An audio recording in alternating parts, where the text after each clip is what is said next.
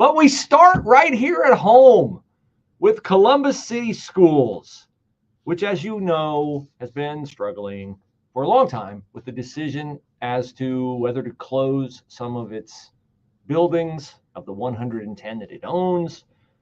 And that birthed, boy, how many different surreptitious, behind the back, secretly taped phone calls, which has introduced more dysfunction to the board, calls from local pastors, from former Mayor Mike Coleman, who, should be credited with the start of the descent from Columbus into a great place to live, into another one of the big city hellholes run exclusively by Democrats. This is a train wreck. Well, guess what Columbus City Schools is going to do now to get this whole contentious school closure issue fixed? That's right. They're going to spend more money on an outside consultant. And what an outside consultant they have hired. Let's dig in, shall we?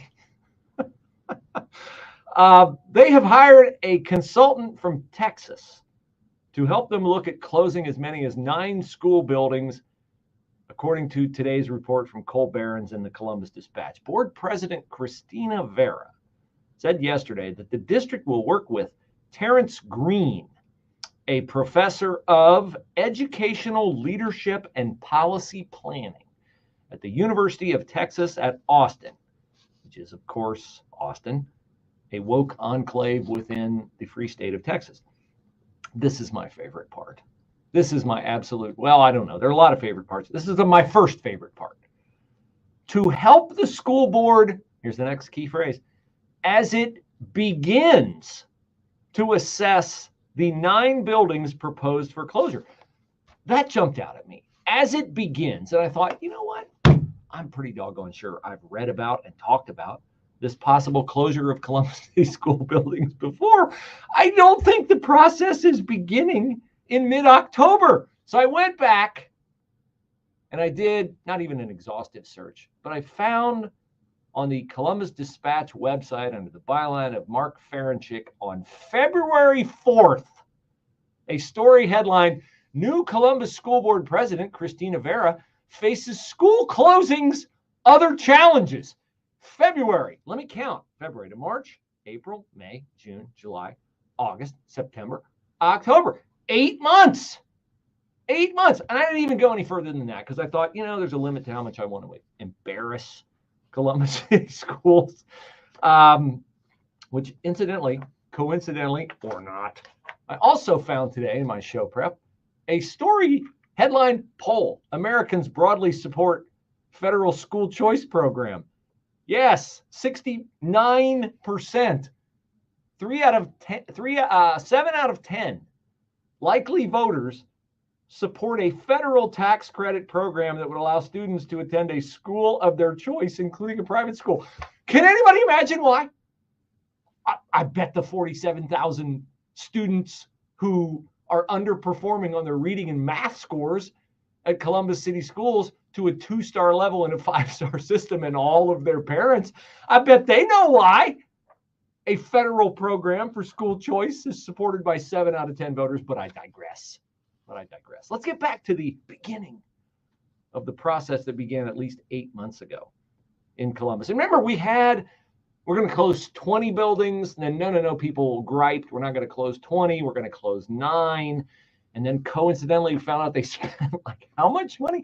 How many millions did they spend to put new playground equipment and new this, that, and the other in the 9 buildings they were already talking about closing? Because, of course, a lot of that money came from either federal grants, which, here's a little secret. If you want to run a federal grant boondoggle, if you get a federal grant and you don't spend all of it, the next time you apply for a federal grant, you probably won't get the second one. Or if you fleece the voters of Columbus for an inordinate amount of tax dollars to support Columbus City Schools, and they continue to underperform, and then you fleece them for another $100 million, and you have a surplus at the end of the year, guess what? It'll be harder to sell the next levy to Columbus City Schools. So they had to spend the money to outfit schools they never intended to reopen with stuff that no kid would ever use. Now, back to the story from today.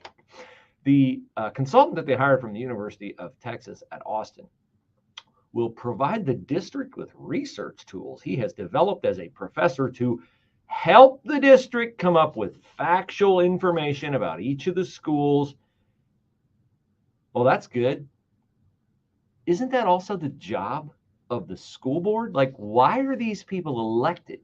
Like, aren't these people elected? Like, I guess this is a good time for me to insert my disclaimer. Yes, I serve on a public school board.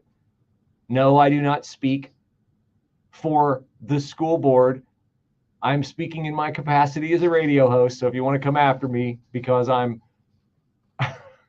daring to criticize another public school district, and that's not nice, or even some idiots think illegal, it's not.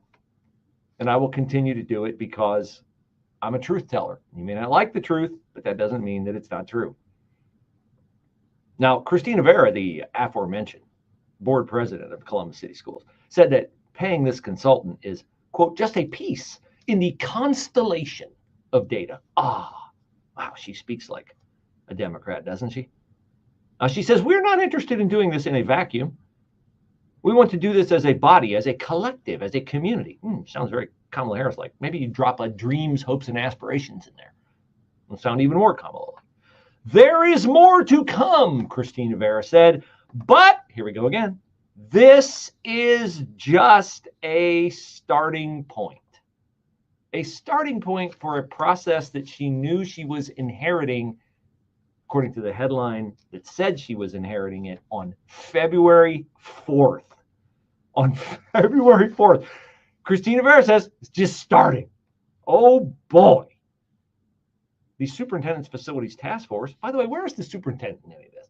Like, the superintendent in a well-functioning school district, anywhere in the state, anywhere in the country, a superintendent would make a recommendation to their board, and the board would then vote on that report because they have a good relationship with the superintendent who they trust to be competent, and they don't have to go and hire an outside consultant. That is how it would work in a well-functioning district. Of course, this is Columbus, so it's not how it works here.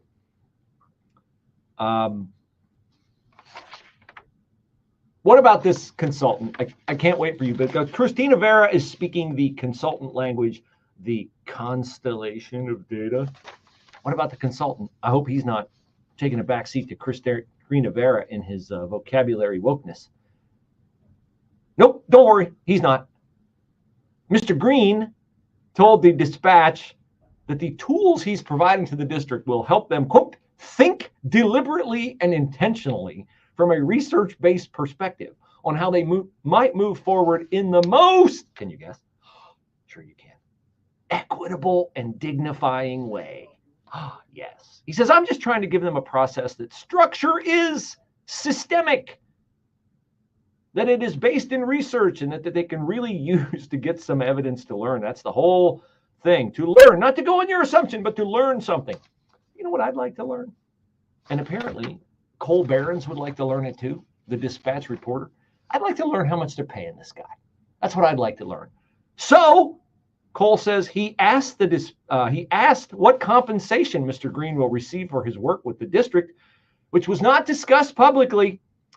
But the Dispatch, like me, like you, like the voters of Columbus, who approved their $100 million levy, were all waiting for an answer because the district that has promised transparency over and over and over again, once again refuses